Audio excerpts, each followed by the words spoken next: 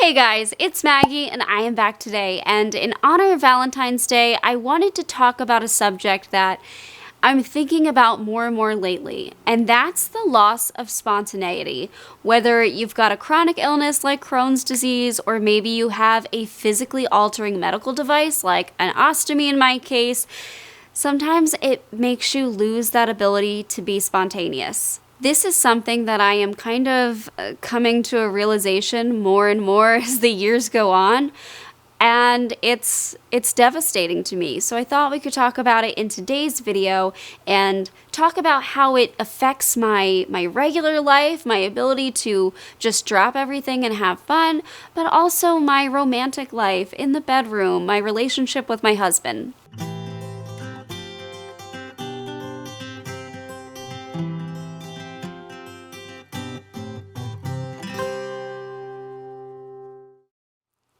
I think to an extent, whether or not you've got a chronic condition or, a medical device, I think everyone at some point in their life experiences this, where you lose your spontaneity, you have something going on that you just can't drop everything, you can't just go. You may have an acute illness that you're experiencing that you didn't expect, maybe you've had children, or maybe you suddenly became a caregiver to somebody, but whatever it is that's happening to you, you realize, wow, I kind of have to meticulously plan everything out. I can't just drop everything and go at a moment's notice. And it can be really frustrating, whether the circumstance is something you planned out and you're excited about, or maybe it's a negative thing. It can be really frustrating, but usually it's temporary. That's the difficult thing when it comes to something like Crohn's disease, is that I am realizing more and more every day that this is permanent, and I'm trying to find my way back to being spontaneous. It's funny because I feel like I have been aware of this my whole diagnosis. I was diagnosed with Crohn's at the age of 11. I've been aware of it, but I feel like the last few years it's just really come into my mind, and I don't know if it's just because my illness has changed and I've had a few more surgeries. My time from being in college to kind of going into adulthood, I had a really nice break from health issues, and then the last few years that changed, and I feel like every other thing, there's something. It's been on my mind lately, obviously. The fear of missing out video that I posted last week, I talked about kind of having to make that decision to not participate, not go out with friends and my husband and enjoy a day out, because I knew my body was being funky and I knew I wasn't going to be able to rely on it and I wasn't going to have a good time. I had that experience again this weekend. In my mind, I want to be the fun, go with the flow, bubbly personality. I want to be talkative. I want to have conversation. And a lot of what I deal with Crohn's disease or my ostomy, it makes it very difficult sometimes to be that way. And I feel like I wind up being the buzzkill of the group, and that's absolutely not how I want to have people think of me. We were invited to a little get-together this weekend, and I kind of knew already. I'm just like, it's just been a rough couple of weeks, just a lot going on, and my body's just being a little funny. So I knew it was going to be difficult, but I don't want to say no.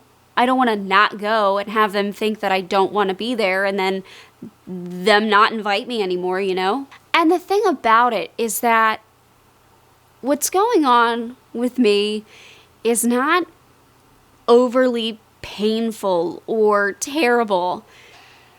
It's kind of like the sum of everything, the sum of all the symptoms, minor or not, get to a point where you're just like,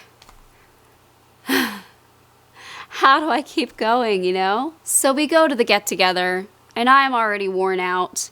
I wanted to make food and stuff beforehand, so I didn't get a chance to chill in the morning, and I actually slept the hour ride that it took to get there. Zach was driving, don't worry, I wasn't driving asleep. But I was zonked in the car, and we get there, And I'm very obviously just kind of quiet, not very talkative, just kind of taking it in. There's a lot of people, there's a lot of conversation, it's loud, it's a lot. It is a lot. And so someone turns to me and they say, "Are you okay?" And I feel like that's a loaded question. And how do you answer that? So they're like, "Are you okay? Are you tired?" And I'm like, saying yes to being tired is a lot easier than the real answer. So yes, I am tired. "Oh, well, did you not get enough sleep last night? Have you eaten anything?" And I'm sitting there, not wanting to be the buzzkill of the group, right? I'm like, do I just go on with this? Like, "Oh no, yeah, bad night's sleep or stomach ache or what? Just something simple." And in my mind, I'm thinking, maybe I should just give you the real answer. And I'm going to tell you guys, I'm going to tell you the real answer in that moment, what I would have said if I was being completely honest. I write notes out before I do a lot of my videos, so I wrote out my true answer for you. So I'm going to read it to you. Yeah, I'm a little tired, but I always am, especially in the afternoons or evenings when you typically have this. I didn't have time to nap this morning because I wanted to bring a few dishes to the party, so I was making those. I slept the whole way here though, but it wasn't really enough. I'm not eating much because I ate broccoli earlier that I thought was properly cooked or thoroughly cooked, and now it's stuck in my intestines. If I force myself to eat, I'll probably get sick, although everything looks delicious and I desperately want to try it all. I think I didn't drink enough either because I kind of have a bit of a headache, and along with the headache, I have a bit of nausea. I don't know if the nausea is from the headache though, or because of the broccoli. Either way, I think I'm going to have to manually disimpact my stoma in your bathroom later tonight. And for whatever reason, my kidney hurts. I had surgery that was supposed to fix this, but every now and then, it has pain. And it decided your party was the perfect time to act up. So that is how I'm doing. That's what's going on. Imagine if I said that. Imagine if I said all of that. I was like, I thought about it because those were all the things going on that day. It's a lot easier just to say I'm tired. I think everybody in the room would have shut up if I had said all of that. The 18 million reasons why I'm quiet, I'm sitting, I'm not talking a lot, I'm just existing. And this is what happens in my romantic life too, is that there isn't one thing that is overly bad or painful or whatever. It's just everything together that just takes away from me being able to drop everything and enjoy the moment with Zach. It's funny because I really do look back at my days in college. You know, Zach and I have been together over 10 years now, so we met in college. And I just feel like I was a different person. And I truly don't know if I just was healthier or just had better ways of managing things. Like, I don't ever remember having to stop things with Zach to go empty my ostomy 1, 2, 3 times. And that's how it is now. And I don't know how I lost that ability to manage it, or maybe I just emptied very frequently and was always prepped and like ready to go. And I don't remember symptoms that just kind of made me generally miserable. I mean, how do you tell your significant other, it's not you, it's not because I don't want to? There's so many different elements. Like, I ate something funny and my ostomy's pouring out, and I'm probably going to have to empty it a couple times, and my stomach is cramping, and I noticed that my pelvic floor feels really tight right now, so I'll probably have to go dilate or do some exercises beforehand, and the medication I'm on somehow makes my skin get irritated every now and then. It's the only thing I can relate it to, is like, if skin ever gets raw on me, it takes 700 years to heal, and so the thought of anything touching that area makes me want to cry. Like, that just all takes away from the spontaneity and the sexiness, okay? Like, that's the honest answer, and it's very frustrating. All of this being said, though, I'm very thankful because Zach works with me and is very patient with me. He doesn't make me feel disgusting, which, you know, ostomy bag talk or bathroom talk, you know, it's not going to set the mood, okay? It really isn't. But sometimes it's going to come up. My ostomy is going to make noise during, or, you know, I'm going to have to empty it again and pause everything. And he's just very understanding and very patient and just goes along with it. Honestly, he can go with the flow, and it makes up for my inability to go with the flow. And he understands when I just can't. I just cannot. He's the person that sees me day in and day out. And while he's not in my body and he doesn't have an illness, he is healthy as anything. He has seen how it affects me, and he's been there for a lot of the rough moments. So honestly, he is the one that is advocating for me a lot of the times, even in ways that, you know, I guess you wouldn't really think of it as advocating for me. But like in the situation this weekend where I just wanted to be like, yeah, like having a great time, woo, talkative. He knew that I didn't feel good.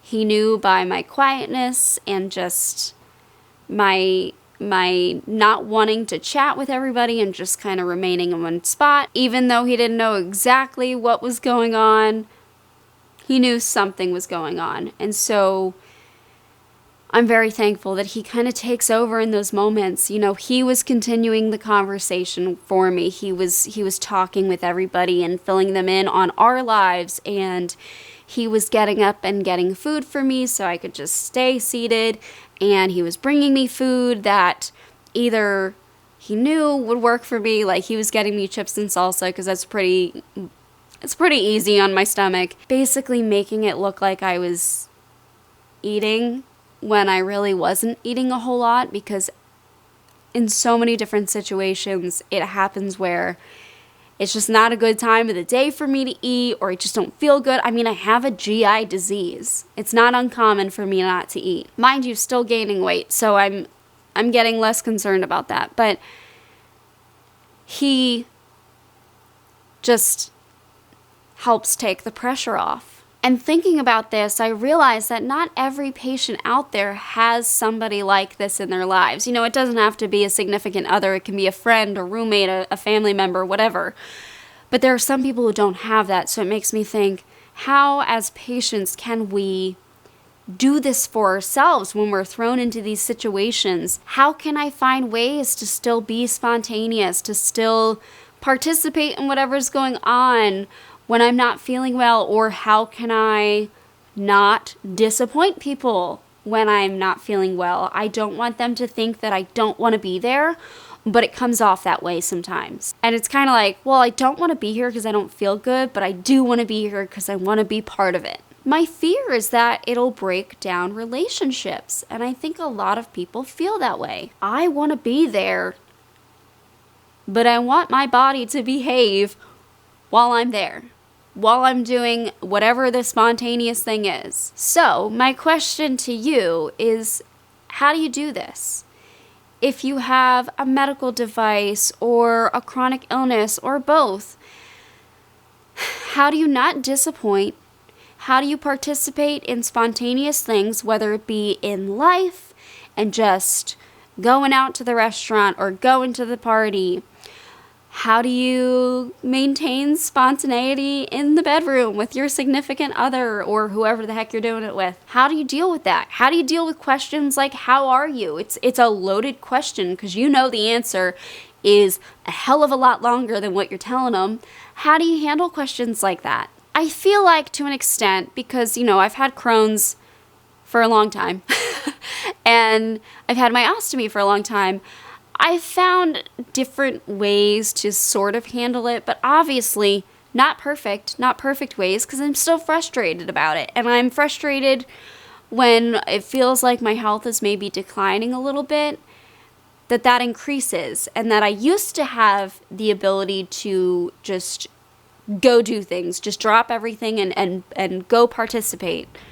And now I feel like I can't. So please, if you are willing to share your ideas on this or the tips you might have in the comments below, I will try to gather them up and make another video where we can talk about solutions to losing spontaneity, because I absolutely hate it. It's extremely frustrating. It sucks. and it makes me mad. And as I'm finishing this video up, it's making me realize this might not be the best video for Valentine's Day. It's a day of love, and you know, I know some people roll their eyes at Valentine's Day. I think it is super commercialized, but I like an opportunity to celebrate and just have fun. So I am all for celebrating goofy holidays, even if they are goofy. But I don't want this video to be like a downer on Valentine's Day. My hope is to do a video with Zach where we can answer some questions about intimacy and relationships, hopefully this week, to go along with Valentine's Day and that kind of theme. But we just weren't able to do that this weekend. We tried, but we just didn't have the time for it because the get-togethers, they take over, and then you're exhausted, and that's that. That is your weekend. So let me know your thoughts on that, and if you have any specific questions for Zach and I, so we can hopefully get a video filmed this week, that would be awesome too. Put them in the comments below. And yes, thank you so much for watching. Thank you for just hearing me talk my thoughts out about this, and happy Valentine's Day. I will see you guys soon. Bye.